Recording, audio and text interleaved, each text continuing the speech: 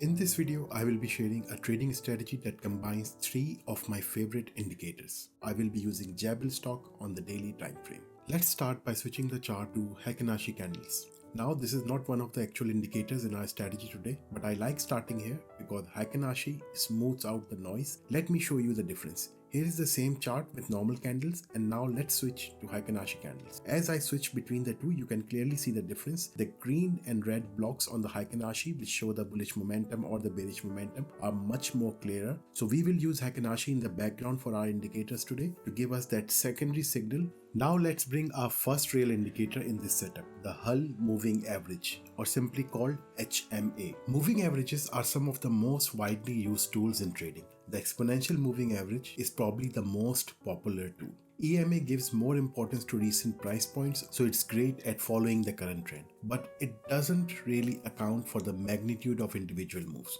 In other words, it reacts based on recency, not on the size of the event. That's where the weighted moving average assigns explicit weight to the data points, giving stronger moves more impact on the average. This weighting method helps capture the intensity of price action, and the tool that we're using today, the Hull Moving Average, takes this even further.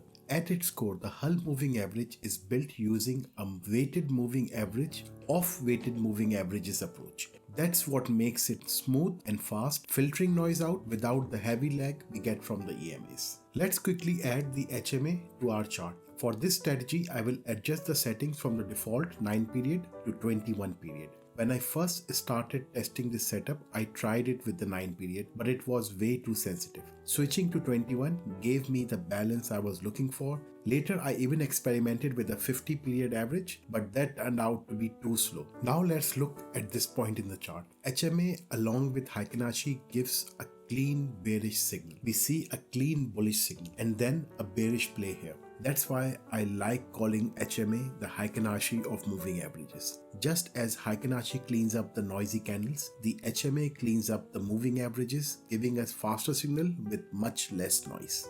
But why use HMA instead of EMA?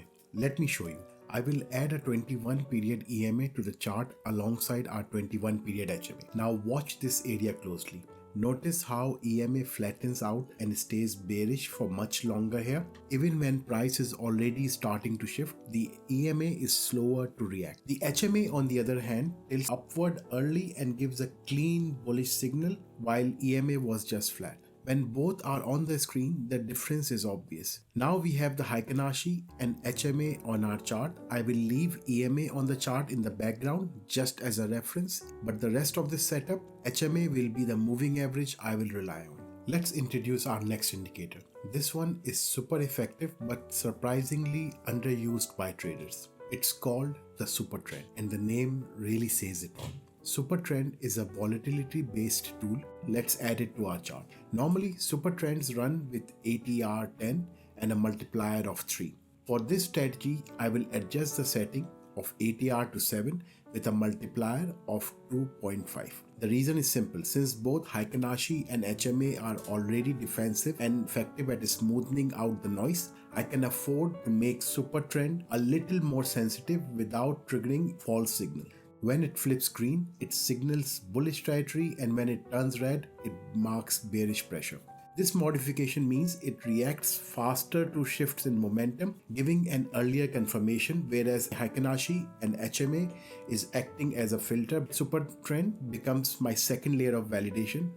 Now let's add the final piece of this setup, the Commodity Channel Index, or CCI. CCI is a momentum oscillator that shows how far price has moved from its average. Reading above plus 100 means strong buying momentum, while below minus 100 signals strong selling pressure. I use CCI as my momentum check in this setup, as a filter that tells me whether the price move has strength behind it. When the CCI climbs above plus 100, while the HMA and SuperTrend are also bullish, that's when I treat it as a strong entry signal. In this example, the CCI rises sharply from oversold territory and breaks above plus 100. At the same time, our HMA turns green and SuperTrend flips bullish. That alignment from all three, which is trend from HMA, confirmation from SuperTrend, and momentum from CCI, is exactly what I am looking for in this setup. Now in this final step, let me share how I will manage the trade once I have opened a position. The rule for staying in a trade is simple. As long as the price is holding above the HMA and the super trend is still green, I will keep the position open.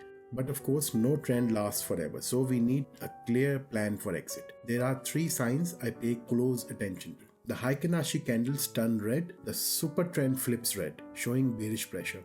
The CCI drops under 0 and then the momentum starts dropping fast. If any of these two happens together, that's my cue to seriously consider an exit. So that's my complete strategy. So give this a try and let me know in the comments if you would like me to test a specific scenario or a specific asset.